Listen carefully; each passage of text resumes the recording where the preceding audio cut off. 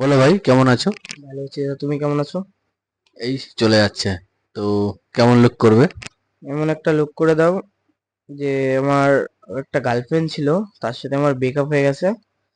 তা আমি ডিপ্রেশনে চলে গেছি, এমন একটা লুক করে দাও যেন আমার ডিপ্রেশনটা কেটে যায় আর ভদ্র ভদ্র লাগে। আর কালার? কালার এবার করবো না, পরের বার দেখা যাবে। ওকে।